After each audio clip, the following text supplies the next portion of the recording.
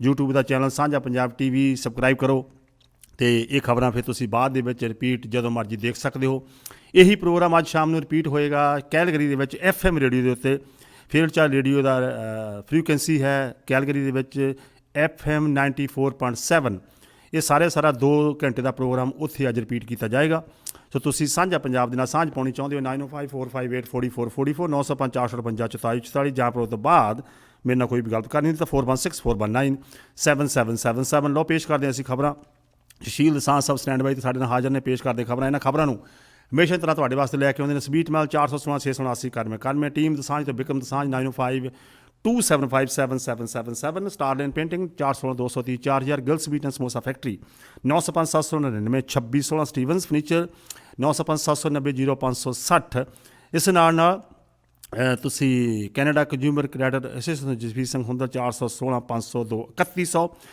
ਤੇਜ਼ truck loan leasing ਤੋਂ ਪਰਮਜੀਤ 416 804 2015। ਇਸ ਦੇ ਨਾਲ ਬਰਾਂਪਟਨ ਡਰੱਗ ਕਲੀਨਿੰਗ 416 727 2502 ਅਤੇ ਕਿੰਗ ਟਰੱਕ ਲੋਨ ਲੀਜ਼ਿੰਗ ਤੋਂ ਲਖਵੀਰ ਸਾਹੀ 647 501 4385। ਲਓ ਪੇਸ਼ ਕਰਦੇ ਤੁਹਾਡੇ ਅਸੀਂ ਖਬਰਾਂ। ਸੁਸ਼ੀਲ ਦਸਾਂਝ ਸਾਹਿਬ ਚੰਡੀਗੜ੍ਹ ਤੋਂ ਸਾਡੇ ਨਾਲ ਲਾਈਵ ਸਕਾਈਪ 'ਤੇ ਹਾਜ਼ਰ ਨੇ। ਦਸਾਂਝ ਸਾਹਿਬ ਜੀ ਆਇਆਂ ਨੂੰ ਗੁੱਡ ਮਾਰਨਿੰਗ। ਬਹੁਤ ਮਿਹਰਬਾਨੀ ਜੀ, ਗੁੱਡ ਮਾਰਨਿੰਗ। ਜਿੰਨੇ ਵੀ ਸਾਨੂੰ ਸੁਣ ਰਹੇ ਨੇ ਸਾਡੇ ਇੱਥੇ ਗੁੱਡ ਈਵਨਿੰਗ ਹੈ, ਪਰ ਜਿੰਨੇ ਵੀ ਕੈਨੇਡਾ ਦੇ ਵਿੱਚ ਸੁਣ ਰਹੇ ਨੇ, ਟੋਰਾਂਟੋ ਸੁਣ ਰਹੇ ਨੇ, ਉਹਨਾਂ ਸਾਰਿਆਂ ਨੂੰ ਗੁੱਡ ਮਾਰਨਿੰਗ ਹੈ ਤੇ ਪਿਆਰ ਭਰੀ ਸਤਿ ਸ੍ਰੀ ਅਕਾਲ ਹੈ, ਆਦਾਬ ਹੈ, ਨਮਸਕਾਰ ਹੈ ਜੀ। ਅਸੀਂ ਕੁਝ ਗੱਲਾਂ ਤੁਹਾਡੇ ਨਾਲ ਕਰਾਂਗੇ ਜੀ। ਅੱਜ ਸਾਡਾ 2 ਘੰਟੇ ਦਾ ਪ੍ਰੋਗਰਾਮ ਹੈ, ਉਹਦੇ ਚੋਂ ਅੱਧਾ ਘੰਟਾ ਆਪਾਂ ਤੁਹਾਡੇ ਨਾਲ ਲਵਾਂਗੇ ਲਗਾਤਾਰ। ਤੇ ਮੈਂ ਤੇ ਬੌਬ ਦਸਾਂਝ, ਜੇ ਤੁਸੀਂ ਵੀ ਸਾਡੇ ਨਾਲ ਜੁੜਨਾ ਚਾਹੁੰਦੇ ਹੋ ਤੇ ਸਟੂਡੀਓ ਲਾਈਨ ਦੇ ਨੰਬਰ ਜਿਹੜੇ ਆ ਉਹ ਤੁਹਾਨੂੰ ਬੌਬ ਦਸਾਂਝ ਜਿਹੜੀ ਬਾਰ-ਬਾਰ ਦੱਸਦੇ ਨੇ। ਜਦੋਂ ਮਰਜ਼ੀ ਕੋਈ ਵੀ ਤੁਹਾਡੇ ਮਨ 'ਚ ਕੋਈ ਸਵਾਲ ਆਉਂਦਾ ਤੁਸੀਂ ਸਾਡੇ ਨਾਲ ਸਾਂਝਾ ਕਰ ਸਕਦੇ ਹੋ। ਦਾਅਵਾ ਸਾਡਾ ਕੋਈ ਨਹੀਂ ਹੈ, ਅਸੀਂ ਬਾਰ-ਬਾਰ ਕਹਿੰਦੇ ਹਾਂ, ਪਰ ਫਿਰ ਵੀ ਜਿੰਨੀ ਕੁ ਸਾਡੀ ਸਮਝ ਹੈ ਉਹਦੇ ਮੁਤਾਬਕ ਅਸੀਂ ਉਹ ਜਵਾਬ ਦੇਣ ਦੀ ਕੋਸ਼ਿਸ਼ ਕਰਾਂਗੇ। ਤੁਸੀਂ ਆਪਣੀ ਰਾਏ ਵੀ ਸਾਡੇ ਨਾਲ ਸਾਂਝੀ ਕਰ ਸਕਦੇ ਹੋ ਕਿ ਸਾਂਝਾ ਪੰਜਾਬ ਨੂੰ ਹੋਰ ਬਿਹਤਰ ਬਣਾਉਣ ਵਾਸਤੇ ਅਸੀਂ ਕੀ ਕਰ ਸਕਦੇ ਹਾਂ, ਕਿਉਂਕਿ ਇਹ ਸਾਂਝਾ ਪਰਿਵਾਰ ਤੁਹਾਡਾ ਪਰਿਵਾਰ ਹੈ। ਸੋ ਪਰਿਵਾਰ ਦੇ ਹਰ ਮੈਂਬਰ ਦੀ ਸਲਾਹ ਸਾਡੇ ਵਾਸਤੇ ਜਿਹੜੀ ਆ ਬਹੁਤ ਮੁੱਲ ਰੱਖਦੀ ਹੈ, ਬਹੁਤ ਮੁੱਲਵਾਨ ਤੁਹਾਡੀਆਂ ਜਿਹੜੀਆਂ ਰਾਵਾਂ ਹੋਣਗੀਆਂ, ਉਹਨਾਂ ਦਾ ਸਵਾਗਤ ਹੈ। ਸੋ ਸੁਰਖੀਆਂ ਸ਼ੁਰੂ ਕਰਦੇ ਹਾਂ ਤੇ ਸੁਰਖੀਆਂ ਨੂੰ ਸਹਿਯੋਗ ਦੇ ਰਹੇ ਨੇ ਸਵੀਟ ਮੈਲ ਤੇ ਨਾਲ ਟੀਮ ਦਸਾਂਝ ਤੇ ਚਲਤੇ ਰੈਸਟੋਰੈਂਟ। ਚਲਤੇ ਰੈਸਟੋਰੈਂਟ ਜੇ ਤੁਸੀਂ ਕਦੇ ਆਓ ਦਿੱਲੀ ਤੇ ਦਿੱਲੀ ਤੋਂ ਪੰਜਾਬ ਵੱਲ ਨੂੰ ਆਓ, ਏਅਰਪੋਰਟ ਤੋਂ ਤਾਂ ਦਿੱਲੀ ਤੋਂ 1 ਘੰਟੇ ਦੀ ਦੂਰੀ ਆ ਪੰਜਾਬ ਵੱਲ ਨੂੰ, ਤੇ ਉੱਥੇ ਤੁਸੀਂ ਰੁਕ ਕੇ ਆਪਣਾ ਚਾਹ ਪਾਣੀ ਜੋ ਵੀ ਤੁਸੀਂ ਚਾਹੁੰਦੇ ਹੋ, ਬਹੁਤ ਹੀ ਬਿਹਤਰੀਨ ਤੇ ਬਹੁਤ ਹੀ ਕੁਆਲਿਟੀ ਵਾਲਾ ਖਾਣਾ ਤੁਹਾਨੂੰ ਉੱਥੇ ਮਿਲੇਗਾ। ਸੋ ਇਹਨਾਂ ਤਿੰਨਾਂ ਵੱਲੋਂ ਸਾਡੀਆਂ ਸੁਰਖੀਆਂ ਨੂੰ ਸਹਿਯੋਗ ਦਿੱਤਾ ਜਾ ਰਿਹਾ, ਟੀਮ ਦਸਾਂਝ, ਸਵੀਟ ਮੈਲ ਤੇ ਚਲਤੇ। ਤੇ ਚਲੋ ਫਿਰ ਦੇਖ ਲੈਂਦੇ ਸੁਰਖੀਆਂ 'ਚ ਸਾਡੀ ਮਜਬੂਰੀ ਵੀ ਹੈ ਤੇ ਸਾਡੀ ਜ਼ਿੰਮੇਵਾਰੀ ਵੀ ਹੈ। ਤੇ ਕਰੋਨਾ ਦੇ ਹਵਾਲੇ ਨਾਲ ਜਿਹੜੀਆਂ ਖਬਰਾਂ ਆ ਰਹੀਆਂ, ਕਿਉਂਕਿ ਤੁਸੀਂ ਕਿਤੇ ਵੀ ਦੇਖ ਲਓ ਹਰ ਪਾਸੇ ਕਰੋਨਾ ਹੋਈ ਪਈ ਹੈ, ਤੇ ਕਰੋਨਾ ਦੇ ਹਵਾਲੇ ਨਾਲ ਜਿਹੜੀਆਂ ਸਾਡੇ ਕੋਲ ਖਬਰਾਂ ਹੁਣ ਤੱਕ ਪਹੁੰਚੀਆਂ, ਬਿਲਕੁਲ ਲੇਟੈਸਟ ਜਿਹੜੀ ਹੁਣੇ ਮੈਂ ਜਾਣਕਾਰੀ ਜਿਹੜੀ ਵਰਲਡੋਮੀਟਰ ਤੋਂ ਲਈ ਹੈ, ਉਹਦੇ 'ਚ ਇਹ ਹੈ ਕਿ ਦੁਨੀਆ ਭਰ ਦੇ ਵਿੱਚ ਕਰੋਨਾ ਵਾਇਰਸ ਨੇ ਹੁਣ ਤੱਕ 6,49,500 ਦੇ ਕਰੀਬ ਜਿਹੜੀਆਂ ਜਾਨਾਂ ਲੈ ਲਈਆਂ ਨੇ, ਤੇ ਯਾਨੀ 6.5 ਲੱਖ ਦੇ ਕਰੀਬ ਜਿਹੜੀਆਂ ਜਾਨਾਂ ਕੱਲ੍ਹ ਤੱਕ ਚਲੀਆਂ ਜਾਣੀਆਂ।